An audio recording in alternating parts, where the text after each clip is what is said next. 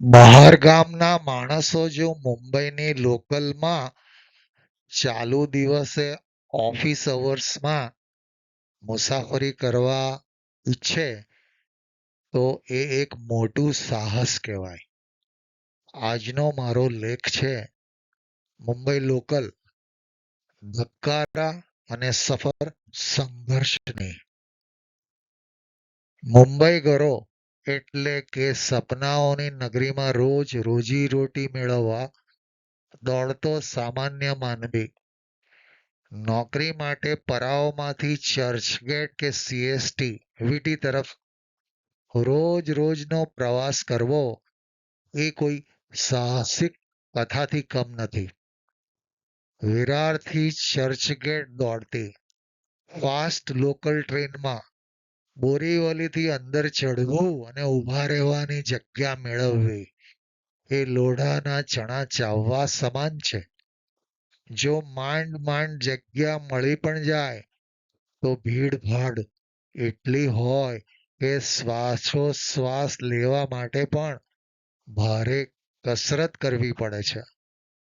રોજનો પ્રવાસ ભલે સમયની દ્રષ્ટિએ ટૂંકો લાગતો હોય, પણ એની સફર આખી જિંદગીના સંઘર્ષ જેવી લાગે છે. નસીબ અને રેલવેની સીટો. નસીબ એટલે શું? જો એનો સાચો અર્થ કોઈ પણ વ્યક્તિ પાસેથી અનુભવવો હોય તો લોકલ ટ્રેનનો પ્રવાસી.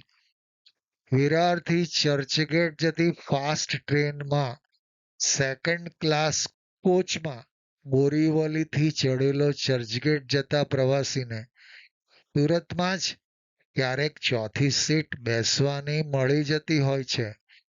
જ્યારે વિરારથી ચડેલો બિચારો પ્રવાસી બાંદ્રા સુધી ઊભો જ રહેતો હોય છે.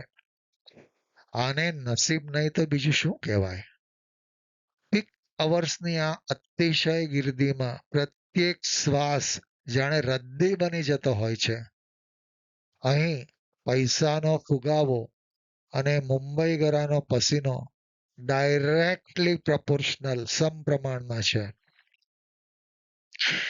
શું મુંબઈ આર્થિક તાકાત અને આસ્થાનું કેન્દ્ર છે? મુંબઈની આર્થિક ક્ષમતા અદ્ભુત છે. ભારતની જીડીપીમાંથી અંદાજે દર 16 રૂપિયાએ 1 રૂપિયો મુંબઈમાંથી આવે છે. સિદ્ધિવિનાયક મંદિર, મહાલક્ષ્મી મંદિર, હાજી અલી દરગાહ, માઉન્ટ મેરી ચર્ચ અને અન્ય ધાર્મિક સ્થળોને મળતું વાર્ષિક દાન ઘણીવાર નાની મલ્ટીનેશનલ કંપનીના વાર્ષિક નફા કરતાં પણ વધુ હોય છે.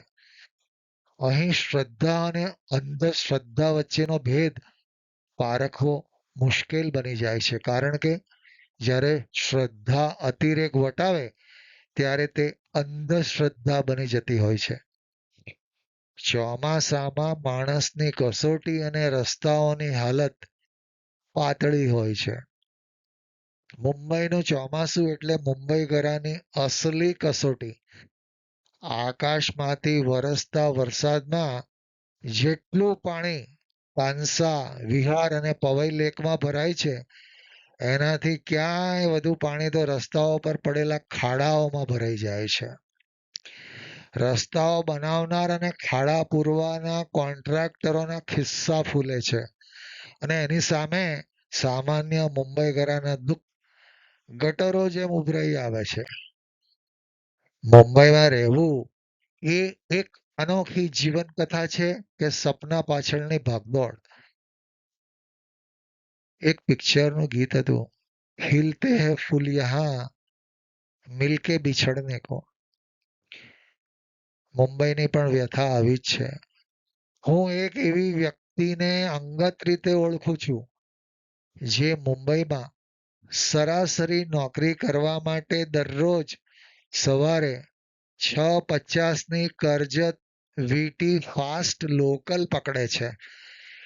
એ જ સમયે તેનો દીકરો અને દીકરી પથારીમાં સૂતા હોય છે અને જ્યારે તે રાત્રે 9:15 વાગ્યે નોકરીથી ઘરે પાછો ફરે છે ત્યારે તે બાળકો પથારીમાં સૂવાની તૈયારી કરતા કરતા ટીવી પરની સિરિયલ જોઈ રહ્યા હોય છે.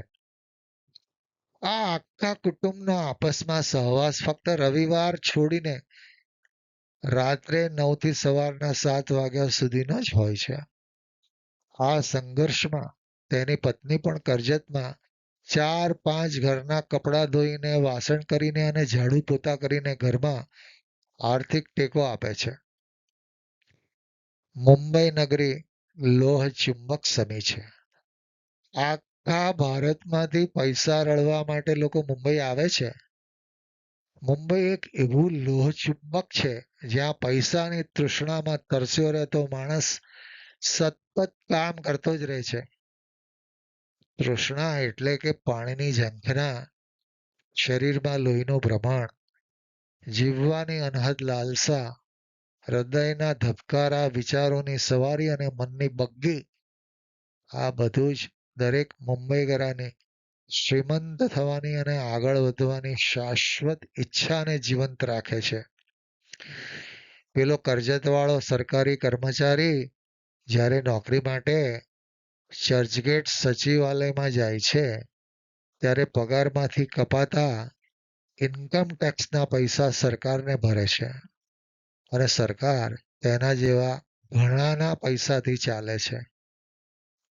આ આપણું મુંબઈ છે. મિત્રો, આજનો મારો આ લેખ જો તમને ગમ્યો હોય તો જરૂરથી લાઈક કરશો અને સબસ્ક્રાઈબ કરશો.